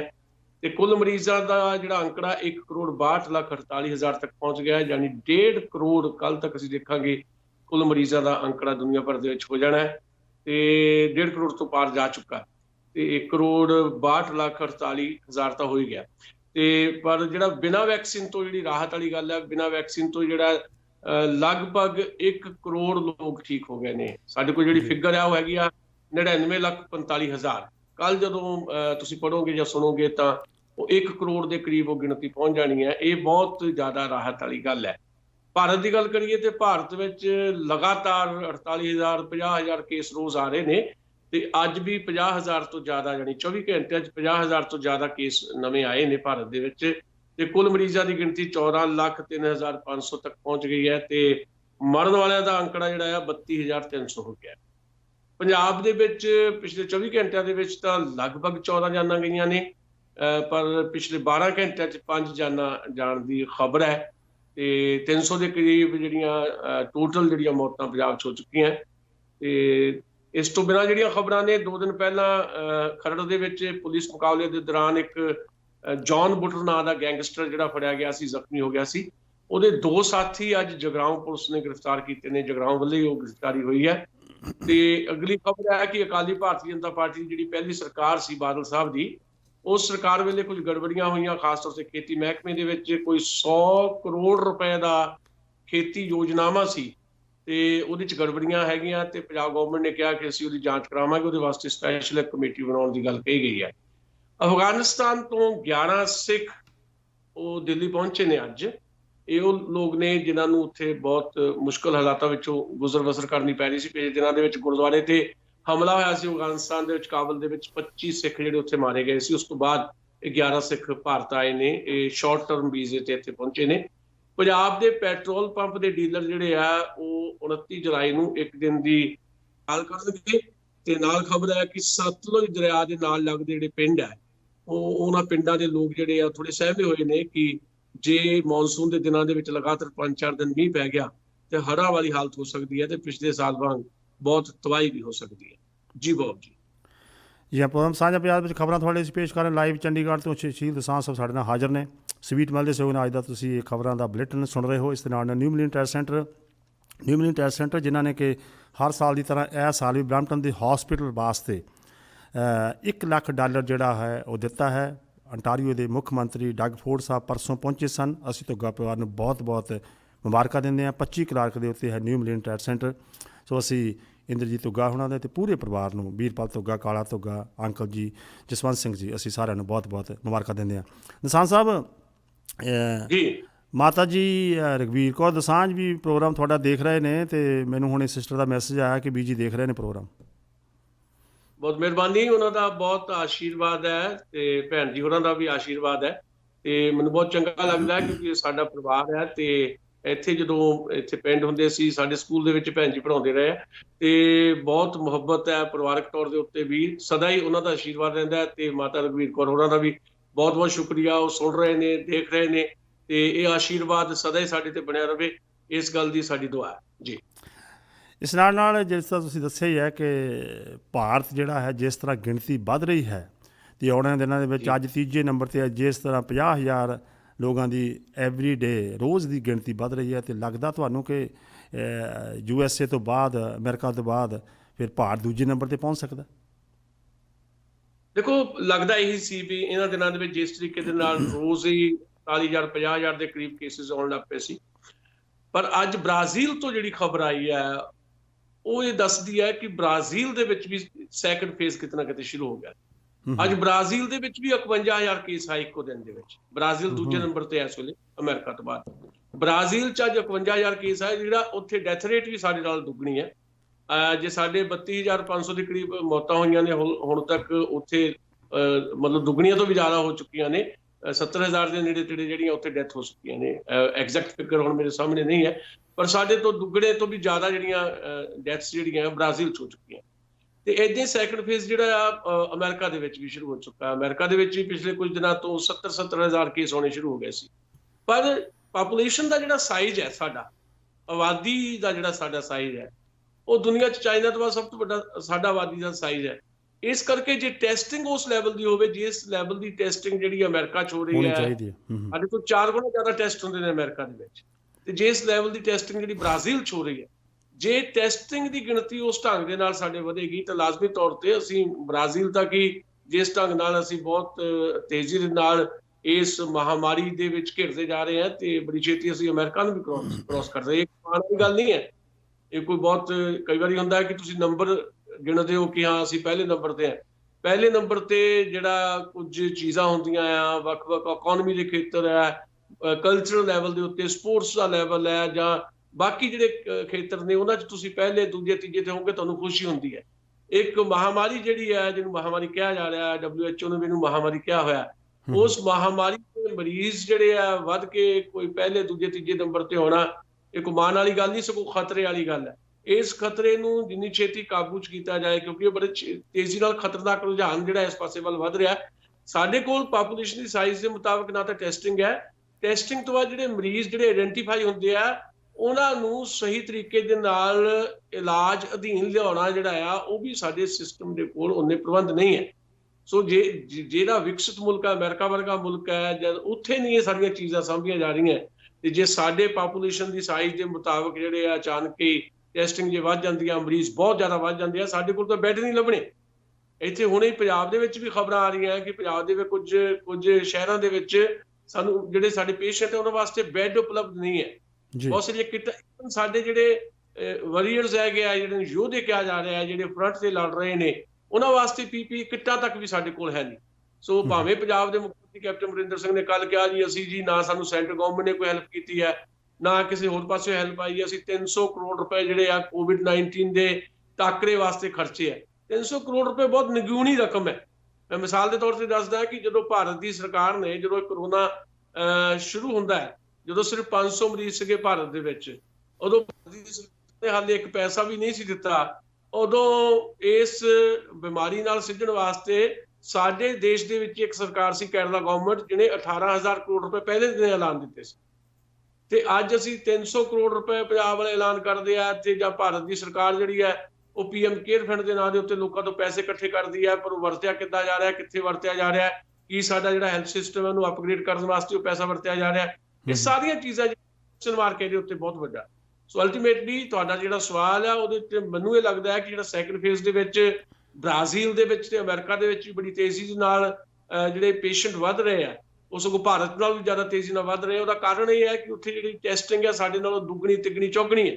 ਜੇ ਉਸ ਲੈਵਲ ਦੀ ਟੈਸਟਿੰਗ ਸਾਡੇ ਵੀ ਹੋਈ ਤਾਂ ਅਸੀਂ ਵੀ ਬੜੀ ਤੇਜ਼ੀ ਨਾਲ ਪੇਸ਼ੈਂਟ ਦੇ ਮਾਮਲੇ ਦੇ ਵਿੱਚ ਸ਼ਾਇਦ ਦੁਨੀਆ 'ਚ ਟੌਪ ਤੇ ਹੋਵਾਂਗੇ ਤੇ ਹੋਰ ਜ਼ਿਆਦਾ ਸਾਡੇ ਵਾਸਤੇ ਖਤਰੇ ਦੀ ਘੰਟੀ ਹੋਏਗੀ। ਜੀ ਪਰ ਜੇ ਆਪਾਂ ਉੱਦਾਂ ਦੇਖੀਏ, ਜੇ ਮੌਤਾਂ ਦੀ ਗਿਣਤੀ ਭਾਰਤ ਦੀ ਆਪਾਂ ਗੱਲ ਕਰਦੇ ਹਾਂ, ਜੈਸੇ 43-45 ਲੱਖ ਅਮਰੀਕਾ ਦੇ ਵਿੱਚ ਹੈ ਅਤੇ ਜਿਹੜੀ ਮੌਤਾਂ ਦੀ ਗਿਣਤੀ ਹੈ 1.5 ਲੱਖ ਹੈ। ਅਤੇ ਬ੍ਰਾਜ਼ੀਲ ਦੀ ਗੱਲ ਕਰੀਏ, ਬ੍ਰਾਜ਼ੀਲ ਦੇ ਵਿੱਚ ਜਿੱਥੇ 24 ਲੱਖ ਲੋਕ ਪ੍ਰਭਾਵਿਤ ਨੇ, 86,000 ਮੌਤਾਂ ਹੋਈਆਂ ਨੇ, ਅਤੇ ਭਾਰਤ ਦੇ ਵਿੱਚ ਜੇ 13-14 ਲੱਖ ਹੋ ਗਏ ਨੇ, 1390, ਉਸ ਦੇ ਹਿਸਾਬ ਦੇ ਨਾਲ ਜਿਹੜੀ ਮੌਤਾਂ ਦੀ ਗਿਣਤੀ ਹੈ ਸਿਰਫ 32,000 ਹੈ। ਉਸ ਹਿਸਾਬ ਦੇ ਨਾਲ ਜੇ ਆਪਾਂ ਦੇਖਦੇ ਹਾਂ ਤਾਂ ਆਪਣੇ ਅੰਕੜੇ ਫਿਰ ਵੀ ਠੀਕ ਨੇ। ਤੁਹਾਡੀ ਆਵਾਜ਼, ਮੈਨੂੰ ਤੁਹਾਡੀ ਆਵਾਜ਼ ਗੱਲ ਤਾਂ ਸੁਣ ਗਈ ਆ ਸਾਰੀ, ਬ੍ਰਾਜ਼ੀਲ ਦੇ ਅੰਕੜੇ ਵੀ ਤੇ ਅਮਰੀਕਾ ਵਾਲੇ ਵੀ, ਤੇ ਪਰ ਤੁਹਾਡੀ ਆਵਾਜ਼ ਜਿਹੜੀ ਮੇਰੇ ਤੱਕ ਪਹੁੰਚ ਰਹੀ ਆ ਬਹੁਤ ਸਲੋ ਪਹੁੰਚ ਰਹੀ ਹੈ ਵਿੱਚ। ਠੀਕ ਪਿਛਲੇ ਸਵਾਲ ਵੇਲੇ ਜੋ ਤੁਸੀਂ ਬੋਲ ਰਹੇ ਸੀ ਠੀਕ ਸੀ, ਸ਼ਾਇਦ ਤਕਨੀਕੀ ਤੌਰ ਤੇ ਇਹਨੂੰ ਜਦ ਤੱਕ ਚੈੱਕ ਕਰੋ, ਮੈਂ ਉਦੋਂ ਤੱਕ ਆਪਣੀ ਗੱਲ। ਸੋ ਮੇਰੇ ਕਹਿਣ ਮਤਲਬ ਇਹ ਹੈ ਕਿ ਸਾਡੇ, ਜਿੱਦਾਂ ਮੈਂ ਕਿਹਾ ਹੀ ਸੀ ਕਿ ਸਾਡੇ ਨਾਲੋਂ ਦੁੱਗਣੇ ਤਿੱਗਣੇ ਚੌਗਣੇ ਜਿਹੜੇ ਉੱਥੇ ਟੈਸਟਿੰਗ ਵੀ ਹੈ ਤੇ ਉਹਨਾਂ ਦੇ ਪੇਸ਼ੈਂਟ ਵੀ ਉਸੇ ਮੁਤਾਬਕ ਹੈ ਤੇ ਉਹਨਾਂ ਦੀ ਰਿਕਵਰੀ ਵੀ ਉਸੇ ਲੈਵਲ ਦੀ ਹੈ ਤੇ ਉਹਨਾਂ ਦੀ ਡੈਥ ਰੇਟ ਵੀ ਉਸੇ ਲੈਵਲ ਦਾ ਹੈ। ਪਰ ਜੇ ਭਾਰਤ ਦੀ ਗੱਲ ਕਰਨੀ ਹੋਵੇ ਤਾਂ ਸਾਡਾ ਡੈਥ ਰੇਟ ਕੋਈ ਬਹੁਤ ਜ਼ਿਆਦਾ ਨਹੀਂ ਹੈ। ਪਰ ਇੱਕ ਖਤਰੇ ਵਾਲੀ ਗੱਲ ਮੈਂ ਤੁਹਾਡੇ ਨਾਲ ਸਾਂਝੀ ਕਰਨੀ ਹੈ, ਉਹ ਪੰਜਾਬ ਦੇ ਹਵਾਲੇ। ਪੰਜਾਬ ਦੀ ਜਿਹੜੀ ਪਾਪੂਲੇਸ਼ਨ ਹੈ, ਆਬਾਦੀ ਜਿਹੜੀ ਪੰਜਾਬ ਦੀ, ਉਹਦੇ ਨਾਲ ਜਦੋਂ ਅਸੀਂ ਬਾਕੀ ਦੇਸ਼ ਦੇ ਜਿਹੜੇ ਵੱਖ-ਵੱਖ ਸੂਬੇ ਹੈ ਉਹਨਾਂ ਦੀ ਆਬਾਦੀ ਨੂੰ ਕੰਪੇਅਰ ਕਰਦੇ ਆ ਤੇ ਸਾਡਾ ਜਿਹੜਾ ਡੈਥ ਰੇਟ ਹੈ ਪੰਜਾਬ ਦਾ ਪਿਛਲੇ 1 ਮਹੀਨੇ 'ਚ ਬਹੁਤ ਤੇਜ਼ੀ ਨਾਲ ਵਧਿਆ। ਪੰਜਾਬ ਦੇ ਡੈਥ ਰੇਟ ਜਿਹੜਾ ਹੈ ਬਾਕੀ ਸੂਬੇ ਨਾਲੋਂ ਜ਼ਿਆਦਾ ਦਿਖਾਈ ਦੇ ਰਿਹਾ। ਇਹ ਬਹੁਤ ਵੱਡਾ ਖਤਰਾ ਹੈ। ਮੈਂ ਜਿੱਦਾਂ ਪਹਿਲਾਂ ਜ਼ਿਕਰ ਕੀਤਾ, ਸਵੇਰੇ ਜਦੋਂ ਮੈਂ ਖਬਰਾਂ ਦਾ ਬੁਲੇਟਿਨ ਤਿਆਰ ਕਰ ਰਿਹਾ ਸੀ ਰੇਡੀਓ ਵਾਸਤੇ, ਉਦੋਂ 24 ਘੰਟੇ ਦੇ ਵਿੱਚ, ਮਤਲਬ ਪਿਛਲੇ 24 ਘੰਟੇ ਦੇ ਵਿੱਚ 14 ਮੌਤਾਂ ਹੋਈਆਂ ਸੀ ਪੰਜਾਬ ਦੇ ਵਿੱਚ, ਇੱਕੋ ਦਿਨ ਦੇ ਵਿੱਚ 14 ਮੌਤਾਂ। ਤੇ ਹੁਣ ਜਦੋਂ ਮੈਂ ਗੱਲ ਕਰ ਰਿਹਾ ਤੇ 12 ਘੰਟੇ ਦੇ ਵਿੱਚ 5 ਹੋਰ ਮੌਤਾਂ ਹੋ ਗਈਆਂ। ਸਵੇਰ ਤੱਕ ਉਹ 24 ਘੰਟੇ ਕੰਪਲੀਟ ਹੋਣਗੇ ਤੇ ਇਹਦਾ ਮਤਲਬ ਹੈ ਕਿ 10, 12, 13 ਓਵਰਆਲ ਜਿਹੜੀਆਂ ਮੌਤਾਂ ਹੋਣਗੀਆਂ, ਔਸਤਨ 10 ਤੋਂ 12 ਮੌਤਾਂ ਪੰਜਾਬ ਦੇ ਵਿੱਚ ਇਸ ਵੇਲੇ ਹੋ ਰਹੀਆਂ। ਤੇ ਇਹ ਜਿਹੜਾ ਮਾਮਲਾ ਆ ਇਹਨੂੰ ਸਾਂਭਣ ਦੀ ਜ਼ਰੂਰਤ ਹੈ। ਜਦੋਂ ਤੁਸੀਂ ਗੈਰ ਵਿਗਿਆਨਕ ਤਰੀਕੇ ਦੇ ਨਾਲ, ਚਾਹੇ ਉਹ ਪੰਜਾਬ ਦੀ ਗੱਲ ਕਰੀਏ ਚਾਹੇ ਆਪਾਂ ਦੇਸ਼ ਦੀ ਗੱਲ ਕਰੀਏ, ਗੈਰ ਵਿਗਿਆਨਕ ਤਰੀਕੇ ਦੇ ਨਾਲ ਪ੍ਰਬੰਧਾਂ ਦਾ ਧਿਆਨ ਨਾ ਰੱਖਦੇ ਹੋਏ, ਬਿਨਾਂ ਕਿਸੇ ਕਾਰਨ ਤੋਂ, ਬਿਨਾਂ ਕੁਝ ਦੱਸਿਆ ਅਚਾਨਕ ਹੀ ਸਾਰੇ ਦੇਸ਼ ਨੂੰ ਬੰਦ ਕਰ ਦਿੰਦੇ ਹੋ, ਉਦੋਂ ਸਾਰੇ ਦੇਸ਼ 'ਚ 500 ਕੇਸ ਹੁੰਦੇ ਆ, 500 ਮਰੀਜ਼। ਅੱਜ ਤੁਸੀਂ ਜਿਸਦਾ ਜ਼ਿਕਰ ਕਰ ਰਹੇ ਸੀ 14 ਲੱਖ ਦੇ ਨੇੜੇ ਸਾਡੇ ਕੋਲ ਪੇਸ਼ੈਂਟ ਆ ਗਏ ਆ ਜੀ, ਤੇ ਅੱਜ ਅਸੀਂ ਸਾਰਾ ਕੁਝ ਓਪਨ ਕਰ ਦਿੱਤਾ ਹੈ। ਚਾਹੀਦਾ ਇਹ ਸੀ ਵੀ ਸਟੈਪ ਬਾਈ ਸਟੈਪ ਇਹ ਸਾਰੀਆਂ ਚੀਜ਼ਾਂ ਨੂੰ ਜਿਹੜਾ ਆ ਉਹ ਮੈਨੇਜ ਕੀਤਾ ਜਾਂਦਾ ਆਪਣੀ ਵਿੱਤ ਦੇ ਮੁਤਾਬਕ। ਤੁਹਾਡੇ ਕੋਲ ਕਿੰਨੇ ਕੁ ਬਿਹਤਰ ਤਰੀਕੇ ਜਿਹੜੇ ਹੈਗੇ ਆ ਇਸ ਬਿਮਾਰੀ ਨਾਲ ਸਿੱਝਣ ਦੇ ਹੈਗੇ ਆ, ਤੁਹਾਡੇ ਕੋਲ ਕਿੰਨੇ ਕੁ ਯੰਤਰ ਨੇ, ਤੁਹਾਡੇ ਕੋਲ ਮੈਡੀਕਲੀ ਜਿਹੜੀਆਂ ਤੁਹਾਡੇ ਕੋਲ ਟ੍ਰੀਟਮੈਂਟ ਦੇ ਜਿਹੜੇ ਸਾਧਨ ਨੇ ਉਹ ਕਿੱਦਾਂ ਦੇ ਨੇ, ਤੁਹਾਡੀ ਜਿਹੜੀ ਸਰਕਾਰੀ ਹਸਪੀਟਲ ਹੈ ਉਹਨਾਂ ਕੋਲ ਕਿੰਨੀ ਕੁ ਸਮਰੱਥਾ ਆ। ਦੂਜੀ ਗੱਲ, ਸਾਰਾ ਕੁਝ ਅਸੀਂ ਪ੍ਰਾਈਵੇਟ ਅਦਾਰਿਆਂ ਨੂੰ ਸੌਂਪਿਆ ਹੋਇਆ। ਜਲੰਧਰ ਇੱਕ ਏਦਾਂ ਦਾ ਸ਼ਹਿਰ ਹੈ ਜਿੱਥੇ ਏਸ਼ੀਆ ਦਾ ਸਭ ਤੋਂ ਵੱਧ ਪ੍ਰਾਈਵੇਟ ਹਸਪਤਾਲ ਵਾਲਾ ਸ਼ਹਿਰ ਹੈ, ਪਰ ਜੇ ਜਲੰਧਰ 'ਚ ਜਾ ਕੇ ਤੁਸੀਂ ਦੇਖੋ ਪ੍ਰਾਈਵੇਟ ਹਸਪਤਾਲਾਂ ਨੇ ਆਪਣੇ ਦਰਵਾਜ਼ੇ ਬੰਦ ਕੀਤੇ ਹੋਏ ਆ, ਜਦਕਿ ਪੰਜਾਬ ਦੇ ਮੁੱਖ ਕਈ ਵਾਰੀ ਇਹ ਕਹਿ ਚੁੱਕਿਆ ਕਿ ਪ੍ਰਾਈਵੇਟ ਹਸਪੀਟਲ ਜਿਹੜੇ ਆ ਉਹਨਾਂ ਨੂੰ ਆਪਣੀ OPDs ਖੋਲ ਦੇਣੀਆਂ ਚਾਹੀਦੀਆਂ। ਤੇ ਦੂਜੀ ਗੱਲ ਇਹ ਹੈ ਕਿ ਜਿਹੜਾ ਸਧਾਰਨ ਮਰੀਜ਼ ਹੈ, ਉਸ ਮਰੀਜ਼ ਨੂੰ ਟ੍ਰੀਟ ਕਰਨ ਲੱਗਿਆ, ਸਧਾਰਨ ਮਰੀਜ਼ ਦੀ ਮੈਂ ਗੱਲ ਕਰ ਰਿਹਾ, ਉਹਦੀ ਜਿਹੜੀ ਆਰਥਿਕ ਹਾਲਤ ਉਹ ਵੀ ਨਹੀਂ ਦੇਖੀ ਜਾ ਰਹੀ। ਮਤਲਬ ਦੋਹਰੀ ਤੇਰੇ ਸੰਕਟ ਜਿਹੜੇ ਆ ਇਸ ਵੇਲੇ ਜਿਹੜਾ COVID-19 ਨੂੰ ਫੇਸ ਕਰ ਰਹੇ ਲੋਕ ਆ ਉਹਨਾਂ ਤੇ ਹੈਗੇ ਆ। ਸਰਕਾਰਾਂ ਜਿਹੜੀਆਂ ਆ ਉਹ ਪ੍ਰਾਈਵੇਟ ਸਾਰਾ ਕੁਝ ਕਰਨ ਨੂੰ ਤਿਆਰ ਹੈ, ਕਿਸਾਨਾਂ ਦੀ ਜ਼ਮੀਨ ਖੋਣ ਨੂੰ ਤਿਆਰ ਹੈ। ਹੁਣ ਤੱਕ ਸਾਰਾ ਕੁਝ ਪ੍ਰਾਈਵੇਟ ਕਰ ਦਿੱਤਾ, ਈਵਨ ਰੇਲਵੇ ਵੀ ਪ੍ਰਾਈਵੇਟ ਕਰਨ ਜਾ ਰਹੀ ਹੈ। ਪਰ ਇਸ ਸੰਕਟ ਦੇ ਸਮੇਂ ਦੇ ਵਿੱਚ ਜਿਹੜੇ ਪ੍ਰਾਈਵੇਟ ਅਦਾਰਿਆਂ ਨੂੰ ਗੱਫੇ ਦਿੱਤੇ ਹੋਏ ਆ ਸਾਡੀਆਂ ਸਰਕਾਰਾਂ ਨੇ, ਚਾਹੇ ਉਹ ਸਟੇਟ ਗਵਰਨਮੈਂਟ ਹੈ ਚਾਹੇ ਸਾਡੀ ਨੈਸ਼ਨਲ ਗਵਰਨਮੈਂਟ ਹੈ, ਉਹਨਾਂ ਪ੍ਰਾਈਵੇਟ ਅਦਾਰਿਆਂ ਨੂੰ ਇਹ ਕਹਿਣ ਦੀ ਵੀ ਹਿੰਮਤ ਉਹਨਾਂ ਕੋਲ ਹੈ ਨਹੀਂ ਵੀ ਜੇ ਤੁਸੀਂ ਇਸ ਸੰਕਟ ਦੇ ਸਮੇਂ ਦੇ ਵਿੱਚ ਭਾਰਤੀ ਆਵਾਮ ਦੀ ਮਦਦ ਨਹੀਂ ਕਰੋਗੇ ਤਾਂ ਤੁਹਾਨੂੰ ਦਿੱਤੀਆਂ ਸਹੂਲਤਾਂ ਸਾਰੀਆਂ ਵਾਪਸ ਹੋ ਜਾਣਗੀਆਂ। ਹੁਣ ਕਿੱਥੇ ਗਏ ਅੰਬਾਨੀ ਤੇ ਕਿੱਥੇ ਗਏ ਅਡਾਨੀ ਤੇ ਕਿੱਥੇ ਗਏ ਟਾਟਾ, ਜਿਹੜੇ ਦੁਨੀਆ ਦੇ ਸਭ ਤੋਂ ਵੱਡੇ ਅਮੀਰ ਜਿਹੜੇ ਲੋਕ ਆ ਉਹਨਾਂ ਚਾਹੁੰਦੇ ਆ, ਕਿਉਂ ਨਹੀਂ ਉਹਨਾਂ ਨੂੰ ਇਸ ਗੱਲ ਦੀ ਕਿਤੇ ਤਕਲੀਫ ਜਾਂ ਇਸ ਗੱਲ ਦਾ ਦਰਦ ਕਿਉਂ ਨਹੀਂ ਹੈ ਵੀ ਅੱਜ ਜਿਨ੍ਹਾਂ ਲੋਕਾਂ ਦੀ ਕਿਰਤ ਦਾ ਲਹੂ ਪੀ ਕੇ, ਜਿਨ੍ਹਾਂ ਦੀ ਮਿਹਨਤ ਲੁੱਟ ਕੇ ਤੁਸੀਂ ਇੰਨੇ ਹਜ਼ਾਰਾਂ ਕਰੋੜਾਂ ਕਮਾਏ ਹੈ, ਅੱਜ ਉਹਨਾਂ ਦੀ ਜੇ ਹੋਂਦ ਖਤਰੇ 'ਚ ਹੈ ਤਾਂ ਉਸ ਹੋਂਦ ਨੂੰ ਬਚਾਉਣ ਵਾਸਤੇ ਤੁਸੀਂ ਕਿਉਂ ਨਹੀਂ ਅੱਗੇ ਆ ਰਹੇ, ਆਪਣੇ ਦਰਵਾਜ਼ੇ ਕਿਉਂ ਨਹੀਂ ਖੋਲਦੇ? ਇਹ ਕੁਝ ਕੁਐਸਚਨ ਨੇ ਜਿਹੜੇ ਸਾਡੀਆਂ ਸਰਕਾਰਾਂ ਨੂੰ ਵੀ ਕਰਨ ਵਾਲੇ ਆ, ਕਿਉਂਕਿ ਇਹ ਸਰਕਾਰਾਂ ਹੀ ਹੈ ਜਿਹੜੀਆਂ ਇਸ ਤਰ੍ਹਾਂ ਦੇ ਲੋਕਾਂ ਨੂੰ ਜਿਹੜਾ ਹੈ ਆਪਣੇ ਨਾਲ ਲਾਉਂਦੀਆਂ ਤੇ ਗੱਫਿਆਂ ਦੇ ਗੱਫੇ ਜਿਹੜੇ ਆ ਦਿੰਦੀਆਂ। ਮਤਲਬ ਤੁਸੀਂ ਦੇਖੋ ਸਾਡੇ ਬੈਂਕ ਖਾਲੀ ਕਰ ਦਿੱਤੇ ਆ, ਸਾਡੇ ਬੈਂਕ ਜਿਹੜੇ ਆ ਇਸ ਤਰ੍ਹਾਂ ਦੇ ਲੋਕ ਜਿਹੜੇ ਆ ਉਹ ਲੋਨ ਲੈ ਕੇ ਤਿੱਤਰ ਹੋ ਗਏ ਆ। ਵਿਜੇ ਮਾਲੀਆ ਵਰਗਾ, ਲਲਿਤ ਮੋਦੀ ਵਰਗਾ, ਇਸ ਤਰ੍ਹਾਂ ਦੇ ਲੋਕ ਜਿਹੜੇ ਆ ਤਿੱਤਰ ਹੋ ਗਏ ਆ, ਹਜ਼ਾਰ ਕਰੋੜ ਰੁਪਈਆ ਸਾਡਾ ਲੁੱਟ ਕੇ। ਤੇ ਜਿਹੜੇ ਬਹੁਤ ਵੱਡੇ ਜਿਹੜੇ ਕਰੋੜਾਪਤੀ ਇੱਥੇ ਬੈਠੇ ਆ ਉਹ ਵੀ ਲੋਕਾਂ ਦੀ ਮਿਹਨਤ ਲੁੱਟ ਕੇ ਕਰੋੜਪਤੀ ਬਣੇ ਆ। ਅੱਜ ਲੋੜ ਹੈ ਲੋਕਾਂ ਦੀ, ਤੇ ਨਾ ਸਰਕਾਰਾਂ ਉੱਥੇ ਸਟੈਂਡ ਕਰ ਰਹੀਆਂ, ਨਾ ਸਰਕਾਰਾਂ ਦੇ ਚਹੇਤੇ ਕਿਤੇ ਦਿਖਾਈ ਦੇ ਰਹੇ ਜੀ। ਮੇਰੀ ਆਵਾਜ਼ ਹੁਣ ਦੇਖੋ ਠੀਕ ਆ ਰਹੀ ਤੁਹਾਨੂੰ? ਬਿਲਕੁਲ ਠੀਕ ਆ ਰਹੀ ਹੈ ਜੀ। ਠੀਕ। ਸੋ ਅਸੀਂ ਤੁਹਾਡੇ ਲਈ ਖਬਰਾਂ ਪੇਸ਼ ਕਰ ਰਹੇ ਲਾਈਵ ਚੰਡੀਗੜ੍ਹ ਤੋਂ। ਤੁਸੀਂ ਕੋਈ ਵੀ ਗਲਤ ਕਰਨੀ ਚਾਹੁੰਦੇ ਹੋ 9054584444 905-455-4444। ਮੇਰੇ ਦੋਸਤ ਭੁਪਿੰਦਰ ਤੂਰ ਸਾਹਿਬ ਪ੍ਰੋਗਰਾਮ ਦੇਖ ਰਹੇ ਨੇ, ਸੁਣ ਰਹੇ। Bhupinder ji thank you so much, ਤੁਹਾਡਾ ਬਹੁਤ ਬਹੁਤ ਧੰਨਵਾਦ। ਥੋੜ੍ਹੀ ਜਿਹੀ ਗੱਲਬਾਤ ਕਰੀਏ ਦਸਾਂਝ ਸਾਹਿਬ ਕਿ ਜਿਹੜੀ ਗੈਂਗਵਾਰ ਆ ਪੰਜਾਬ ਦੇ ਵਿੱਚ, ਉਹ ਇਹਨਾਂ ਦਿਨਾਂ ਦੇ ਵਿੱਚ ਵੀ ਇੱਕ ਫਿਰ ਉੱਭਰ ਕੇ ਜਿਹੜੀ ਸਾਹਮਣੇ ਆ ਰਹੀ, ਆਏ ਦਿਨ ਕੋਈ ਨਾ ਕੋਈ ਗੈਂਗਸਟਰ ਮਾਰਿਆ ਜਾਂਦਾ ਹੈ, ਉਸ ਦੇ ਸਾਥੀ ਜਿਹੜੇ ਅਜੇ ਤੇ ਲੱਭ ਨਹੀਂ ਰਹੇ। ਇਹ ਗੈਂਗਵਾਰ ਦਾ ਕਾਰਨ ਕੀ ਹੈ? ਕਿਉਂ ਹੁਣ ਦੁਬਾਰਾ ਫਿਰ ਇੰਨੀ ਜ਼ਿਆਦਾ ਪੰਜਾਬ ਦੇ ਵਿੱਚ ਗੈਂਗਸਟਰ ਬਹੁਤ ਵੱਧ ਰਹੇ ਨੇ? ਕੀ ਕਾਰਨ ਹੈ ਇਹਦਾ? ਦੇਖੋ, ਪੰਜਾਬ ਦੀ ਜਿਹੜੀ ਜਵਾਨੀ ਹੈ ਜੀ, ਪੰਜਾਬ ਦੀ ਜਵਾਨੀ ਨੂੰ ਹਰ ਮਰਹਲੇ ਤੇ ਕੁਝ ਨਾ ਕੁਝ ਜਿਹੜਾ ਹੈ ਐਡਵੈਂਚਰ ਚਾਹੀਦਾ ਜੀ। ਉਹ ਐਡਵੈਂਚਰ ਕਿਸੇ ਵੇਲੇ ਧਾਰਮਿਕ ਹੋ ਜਾਂਦਾ ਹੈ, ਉਹ ਐਡਵੈਂਚਰ ਕਿਸੇ ਵੇਲੇ ਪੋਲੀਟੀਕਲ ਹੋ ਜਾਂਦਾ ਹੈ, ਉਹ ਐਡਵੈਂਚਰ ਜਿਹੜਾ ਹੈ ਕਿਸੇ ਵੇਲੇ ਉਹ ਗੈਂਗਸਟਰ ਜਿਹੜੇ ਗਰੁੱਪ ਹੈ ਉਹਨਾਂ 'ਚ ਤਬਦੀਲ ਹੋ ਜਾਂਦਾ ਹੈ। ਪੰਜਾਬ ਦੇ ਜੰਮੇ ਨੂੰ ਨਿਤ ਮੁਹਿੰਮਾਂ ਜਿਹੜੀ ਕਹਾਵਤ ਹੈ, ਤੁਸੀਂ ਦੇਖੋ ਪੰਜਾਬ 47 ਤੋਂ ਬਾਅਦ ਵੀ 20 ਸਾਲ ਚੈਨ ਨਾਲ ਰਹਿੰਦਾ ਹੈ ਤੇ ਉਸ ਤੋਂ ਬਾਅਦ ਕੋਈ ਨਾ ਕੋਈ ਮੂਵਮੈਂਟ ਸਾਡੇ ਇੱਥੇ ਉੱਠਦੀ ਹੈ। ਉਹ ਮੂਵਮੈਂਟ ਫਿਰ ਉਹ ਹਿੰਸਾ 'ਚ ਤਬਦੀਲ ਹੋ ਜਾਂਦੀ ਹੈ। ਉਹ ਮੂਵਮੈਂਟ ਤੁਸੀਂ ਵੀ ਦੇਖੀ ਹੈ ਜਦੋਂ ਪੰਜਾਬ ਦੇ ਵਿੱਚ ਸੀ, ਜਦੋਂ ਨਕਸਲਾਈਟ ਮੂਵਮੈਂਟ ਜਦੋਂ ਪੰਜਾਬ ਦੇ ਵਿੱਚ ਉੱਠਦੀ ਹੈ, ਉਦੋਂ ਸਾਧਨ ਵੀ ਇੰਨੇ ਨਹੀਂ ਸੀ ਹੁੰਦੇ। ਉਦੋਂ ਸਧਾਰਨ ਜਿਹੜਾ ਹਥਿਆਰ ਹੈ ਉਹ ਬਹੁਤ ਇੰਪੋਰਟੈਂਟ ਹੋ ਜਾਂਦਾ ਸੀ। ਉਦੋਂ ਝੋਲੇ ਦੇ ਵਿੱਚ ਛੋਟਾ ਜਿਹਾ ਜਿਹੜਾ ਦੇਸੀ ਕੱਟਾ ਜਾਂ ਦੇਸੀ ਪਿਸਤੌਲ ਉਹ ਵੀ ਬਹੁਤ ਮਹੱਤਵਪੂਰਨ ਹੁੰਦਾ ਸੀ, ਜਾਂ ਦੇਸੀ ਬੰਬ ਮਾੜਾ ਮੋਟਾ ਉਹ ਵੀ ਬਹੁਤ ਮਹੱਤਵਪੂਰਨ ਹੁੰਦਾ ਸੀ। ਤੇ ਉਦੋਂ 84 ਸਾਲ ਦੇ ਬਜ਼ੁਰਗ ਤੋਂ ਸਰਕਾਰਾਂ ਡਰ ਜਾਂਦੀਆਂ ਸੀ। ਆਪਣੇ ਲਾਗੇ ਪਿੰਡ ਦੇ ਚੱਕ ਤੋਂ ਬਾਬਾ ਬੂਝਾ ਸਿੰਘ ਦਾ ਜਿਸ ਤਰ੍ਹਾਂ ਮਰਡਰ ਕੀਤਾ ਗਿਆ, ਝੂਠਾ ਪੁਲਿਸ ਮੁਕਾਬਲਾ ਬਣਾਇਆ ਗਿਆ, ਆਪਣੇ ਪਿੰਡ ਤੋਂ 4 ਕਿਲੋਮੀਟਰ ਪਿੰਡ ਹੈ ਉਹਨਾਂ ਦਾ, 84 ਸਾਲ ਦੇ ਬਜ਼ੁਰਗ ਤੋਂ ਵੀ ਸਰਕਾਰ ਡਰਦੀ ਸੀ। ਉਦੋਂ ਬਾਦਲਾਂ ਦੀ ਸਰਕਾਰ ਸੀ, ਉਹ ਨਕਸਲਾਈਟ ਮੂਵਮੈਂਟ ਸੀ। ਉਦੋਂ 84 ਸਾਲ ਦੇ ਬਜ਼ੁਰਗ ਤੋਂ ਲੈ ਕੇ ਜਿਹੜਾ ਯੰਗ ਜਿਹੜਾ ਨੌਜਵਾਨ ਸੀ, ਉਹਦੇ ਮਨ 'ਚ ਇੱਕ ਸੁਪਨਾ ਸੀ ਕਿ ਅਸੀਂ ਇਨਕਲਾਬ ਲੈ ਕੇ ਆਉਣਾ। ਉਹ ਨਕਸਲਵਾਦੀ ਅੰਦੋਲਨ ਦੇ ਵਿੱਚ ਸੀ, ਉਹ ਰਾਜਨੀਤਿਕ ਹਿੰਸਾ ਸੀ, ਉਹ ਫੇਲ ਹੋਇਆ। ਉਸ ਤੋਂ ਬਾਅਦ 20 ਸਾਲ ਜਿਹੜੀ ਆ ਅਮਨ ਅਮਾਨ ਰਿਹਾ, ਤੇ ਉਸ ਤੋਂ ਬਾਅਦ ਜਿਹੜੀ ਆ ਧਰਮ ਯੁੱਧ ਮੋਰਚੇ ਤੋਂ ਬਾਅਦ ਜਿਸ ਤਰੀਕੇ ਦੇ ਨਾਲ ਧਰਮ ਦੀ ਨਾਂ ਤੇ ਲੜਾਈ ਸ਼ੁਰੂ ਹੁੰਦੀ ਹੈ ਤੇ ਉਹ ਰਾਜਨੀਤਿਕ ਲੜਾਈ ਤਬਦੀਲ ਹੁੰਦੀ ਹੈ, ਤੇ ਕਿਵੇਂ 15 ਸਾਲ ਪੰਜਾਬੀਆਂ ਦਾ ਘਾਣ ਹੋਇਆ ਉਹ ਵੀ ਆਪਣੇ ਸਾਹਮਣੇ ਹੈ। ਉਹ ਵੀ ਇੱਕ ਹਿੰਸਾ ਦਾ ਇੱਕ ਵੱਖਰਾ ਰੂਪ ਸੀ। ਉਸ ਤੋਂ ਬਾਅਦ ਧੱਕੇ ਨਾਲ ਕੀਤਾ ਕਰਾਇਆ ਜਿਹੜਾ ਅਮਨ ਜੀ ਨੂੰ ਕਿਹਾ ਗਿਆ ਕਿ ਅਸੀਂ ਪੰਜਾਬ ਦੇ ਮਸਲੇ ਜਿਹੜੇ ਆ ਉਹਨਾਂ ਨੂੰ ਤਾਂ ਹੱਲ ਨਹੀਂ ਕੀਤਾ, ਪਰ ਅਸੀਂ ਇਹ ਸਾਰਾ ਕੁਝ ਖਤਮ ਕਰ ਦਿੱਤਾ ਹੈ। ਪਰ ਕਿਉਂਕਿ ਪੰਜਾਬ ਦੇ ਮਸਲੇ ਤਾਂ ਜਿਉਂ ਦੇ ਤਿਉਂ ਪਏ ਆ, ਉਹਦੇ 'ਚ ਪੋਲੀਟੀਕਲੀ ਜਿਹੜੀਆਂ ਕੁਝ ਮੂਵਮੈਂਟਸ ਆਪਣੇ ਲੈਵਲ ਤੇ ਉੱਠ ਰਹੀਆਂ, ਉਹ ਆਪਣੀ ਥਾਂ ਦੇ ਉੱਤੇ ਆ। ਉਹ ਪੋਲੀਟੀਕਲ ਮੂਵਮੈਂਟ ਦਾ ਇੱਕ ਪਾਰਟ ਆਮ ਆਦਮੀ ਪਾਰਟੀ ਬਣਦੀ ਹੈ। ਪਰ ਜਿਹੜਾ ਸਾਡਾ ਯੰਗ ਮੈਨ ਹੈ, ਜਿਹੜਾ ਸਾਡਾ ਨੌਜਵਾਨ ਹੈ, ਉਹਦੇ ਅੰਦਰ ਜਿਹੜਾ ਇੱਕ ਬਹੁਤ ਜ਼ਿਆਦਾ ਐਡਵੈਂਚਰ ਹੈ, ਹੀਰੋਇਜ਼ਮ ਜਿਹੜਾ ਉਹਦੇ ਅੰਦਰ ਪੈਦਾ ਹੋਇਆ। ਪੰਜਾਬੀ ਇੱਕ ਆਮ ਪੰਜਾਬੀ ਬੰਦਾ ਜਿਹੜਾ ਆ, ਸਧਾਰਨ ਨੌਜਵਾਨ, ਉਹਦੇ ਅੰਦਰ ਇੱਕ ਹੀਰੋਇਜ਼ਮ ਹੈ। ਉਹ ਹੀਰੋਇਜ਼ਮ ਜਿਹੜਾ ਹੈ ਉਹਨੂੰ ਕੋਈ ਪੋਲੀਟੀਕਲੀ ਦ੍ਰਿਸ਼ਟੀਕੋਣ ਤਾਂ ਮਿਲਿਆ ਨਹੀਂ, ਸਿਆਸੀ ਦ੍ਰਿਸ਼ਟੀਕੋਣ ਕੋਈ ਹੈ ਨਹੀਂ ਪੋਜ਼ਿਟਿਵ ਕਿਸਮ ਦਾ, ਕਿਸੇ ਕਿਸਮ ਦੇ ਖਲਾਅ ਦੇ ਵਿੱਚੋਂ ਘੁੰਮਦੇ ਆ। ਤੇ ਦੂਜੀ ਗੱਲ, ਰੁਜ਼ਗਾਰ ਕੋਈ ਨਹੀਂ ਹੈਗਾ। ਜਦੋਂ ਤੁਹਾਡੇ ਪੱਲੇ ਰੁਜ਼ਗਾਰ ਨਾ ਹੋਵੇ ਤੇ ਤੁਹਾਡੇ ਪੱਲੇ ਜਿਹੜਾ ਆ ਸਟੇਟ ਜਿਹੜੀ ਆ ਤੁਹਾਡੀ, ਉਹ ਤੁਹਾਡੇ ਵਾਸਤੇ ਕੋਈ ਏਦਾਂ ਦਾ ਪ੍ਰਬੰਧ ਨਾ ਕਰ ਸਕੇ। ਜੇ ਤੁਹਾਡੇ ਕੋਲ ਰੁਜ਼ਗਾਰ ਨਹੀਂ ਹੈ, ਤੁਹਾਡਾ ਸਵੈ ਰੁਜ਼ਗਾਰ ਹੀ ਬਣ ਜਾਵੇ, ਜੇ ਸਰਕਾਰ ਰੁਜ਼ਗਾਰ ਨਹੀਂ ਦੇ ਸਕਦੀ ਤਾਂ ਨੌਜਵਾਨਾਂ ਨੂੰ ਸਵੈ ਰੁਜ਼ਗਾਰ ਵਾਲੇ ਪਾਸੇ ਲਾ ਦੇਵੇ, ਉਹ ਵੀ ਨਹੀਂ ਕੀਤਾ ਗਿਆ। ਉਹ ਜਿਹੜਾ ਬੇਰੁਜ਼ਗਾਰ ਨੌਜਵਾਨ ਹੈ ਉਹਦੇ ਜਿਹੜੀ ਤਾਂ ਸਧਾਰਨ ਨੌਜਵਾਨ ਨੇ ਜਿਹੜੇ ਪਰਿਵਾਰਾਂ ਦੇ ਵਿੱਚ ਇੱਕ ਚੰਗੀ ਸਮਝਦਾਰੀ ਬਣਦੀ ਹੈ, ਜੇ ਬੇਰੁਜ਼ਗਾਰ ਵੀ ਹੈ ਤਾਂ ਵੀ ਉਹ ਕਿਸੇ ਸਹੀ ਪਾਸੇ ਲੱਗੇ ਰਹਿੰਦੇ ਆ। ਉਹ ਕੁਝ ਜਨਤਕ ਜਥੇਬੰਦੀਆਂ 'ਚ, ਕੁਝ ਮੂਵਮੈਂਟਸ ਦੇ ਵਿੱਚ, ਕੋਈ ਐਨਓਜੀਜ਼ ਦੇ ਵਿੱਚ ਸ਼ਾਮਲ ਹੋ ਕੇ ਜਿਹੜੀ ਆਪਣੀ એનર્ਜੀ ਹੈ ਉਹ ਉਧਰ ਉਹ એનર્ਜੀ ਜਿਹੜੀ ਆਪਣੀ ਯੂਜ਼ ਕਰ ਲੈਂਦੇ ਆ।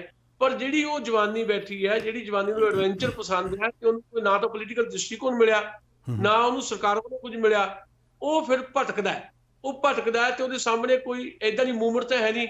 ਜੇ ਇਸ ਮੂਵਮੈਂਟ ਦੇ ਵਿੱਚ ਉਹ ਗਨ ਚੱਕ ਕੇ ਤੁਰ ਪਵੇ ਤੇ ਉਹ ਗਨ ਉਹਨੂੰ ਗੈਂਗਸਟਰ ਜਿਹੜਾ ਇੱਕ ਗਰੁੱਪ ਬਣਾਉਣ ਦੇ ਵਿੱਚ ਦਿਖਾਈ ਦਿੰਦੀ ਹੈ। ਇਸ ਕਰਕੇ ਪੰਜਾਬ ਦੇ ਵਿੱਚ ਅੱਜ ਉਹ ਗੈਂਗਸਟਰ ਦੇ ਜਿਹੜੇ ਗਰੁੱਪ ਵੱਖਰੇ ਵੱਖਰੇ ਦਿਖਾਈ ਦੇ ਰਹੇ ਆ। ਦੂਜੀ ਗੱਲ, ਸਾਡੀ ਟੈਕਨੀਕ ਇੰਨੀ ਬਦਲ ਗਈ ਹੈ, ਨਵੀਆਂ ਚੀਜ਼ਾਂ ਆ ਗਈਆਂ।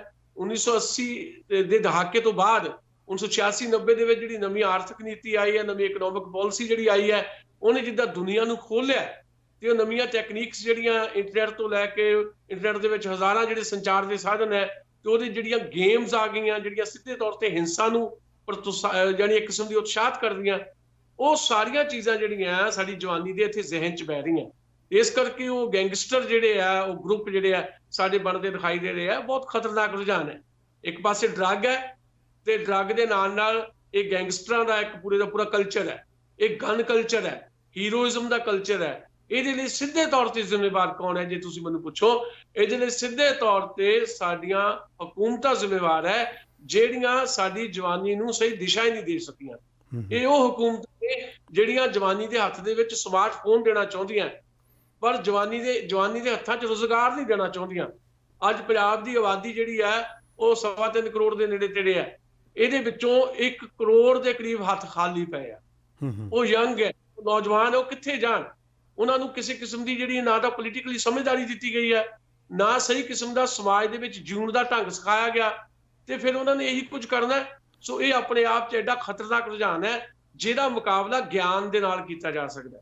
ਤੇ ਗਿਆਨ ਦਾ ਤੇ ਸਾਡੀਆਂ ਹਕੂਮਤਾਂ ਦਾ ਬੈਰ ਹੈ, ਕਿਉਂਕਿ ਜੇ ਨੌਜਵਾਨਾਂ ਨੂੰ ਗਿਆਨ ਹੋ ਗਿਆ, ਜੇ ਨੌਜਵਾਨਾਂ ਨੂੰ ਇਹ ਪਤਾ ਲੱਗ ਗਿਆ ਕਿ ਉਹਨਾਂ ਦੀ ਇਸ ਹਾਲਤ ਲਈ ਜ਼ਿੰਮੇਵਾਰ ਕੌਣ ਹੈ, ਤਾਂ ਫਿਰ ਇਹ ਹਕੂਮਤਾਂ ਨਹੀਂ ਰਹਿਣਗੀ।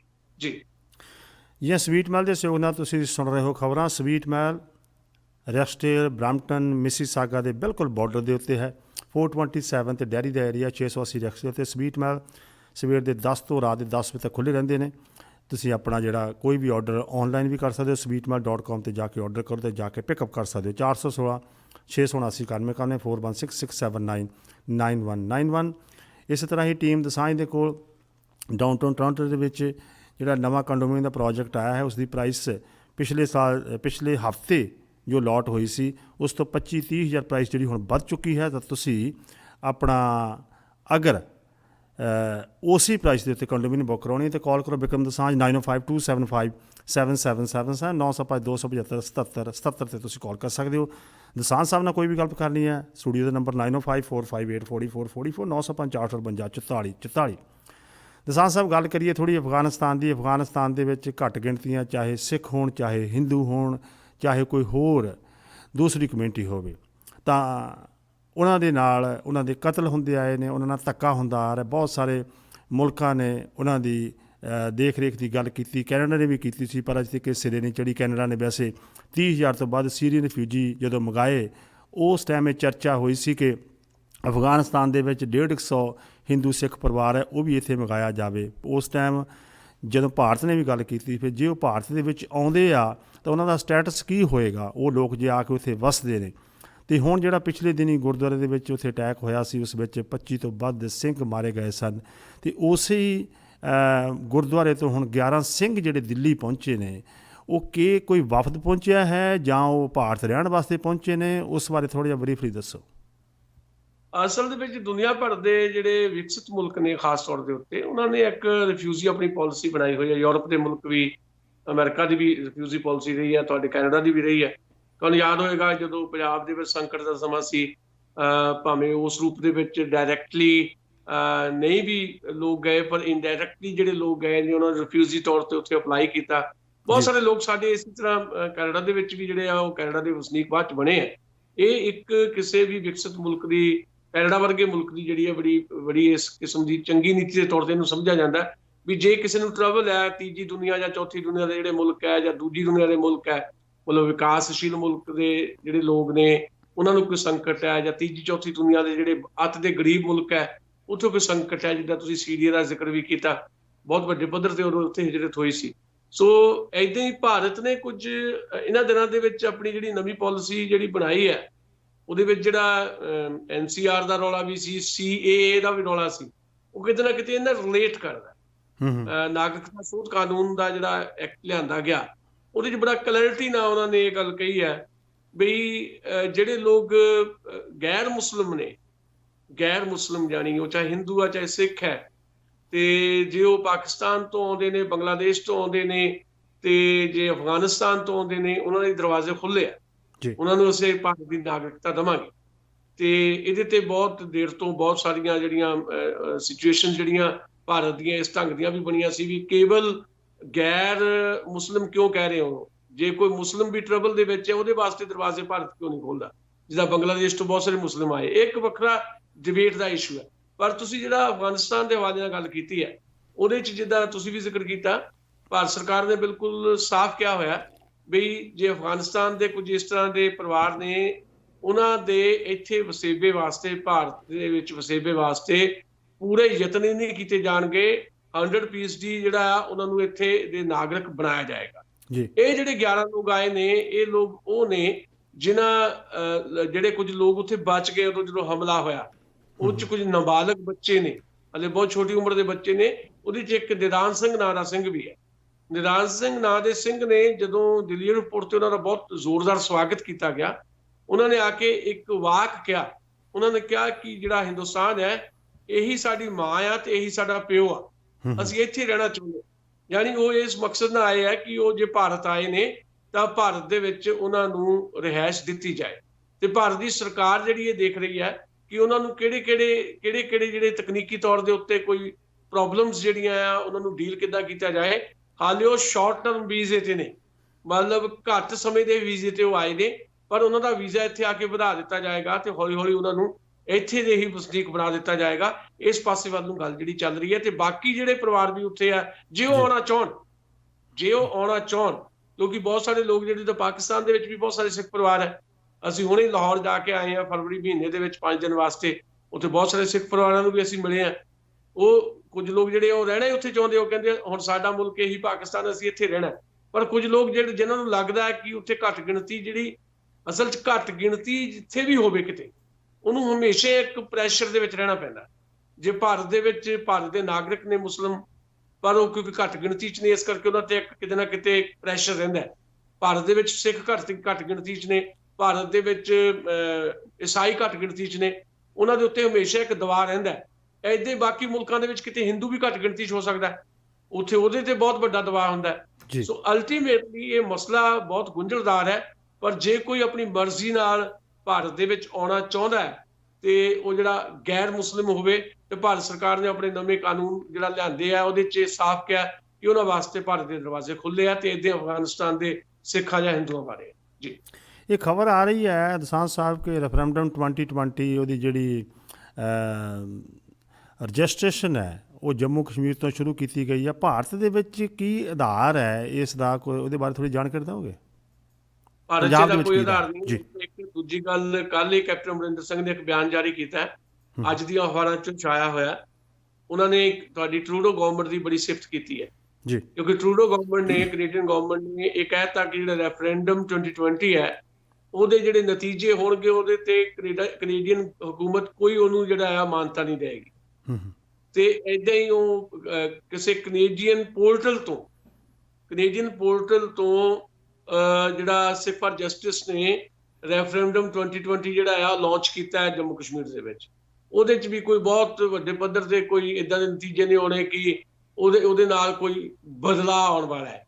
ਪੰਜਾਬ ਦੇ ਵਿੱਚ ਨਾ ਤਾਂ ਕੋਈ ਪੰਨੂ ਨੂੰ ਇੱਥੇ ਜਾਣੇ, ਖਬਰ ਜ਼ਰੂਰ ਆ ਜਾਂਦੀ ਆ ਕਦੇ ਕਦੇ, ਤੇ ਨਾ ਹੀ ਕੋਈ ਸਿੱਖ ਫਾਰ ਜਸਟਿਸ ਨੂੰ ਜਾਣੇ। ਪੰਜਾਬ ਦੇ ਆਪਣੇ ਮਸਲੇ ਬੜੇ ਆ।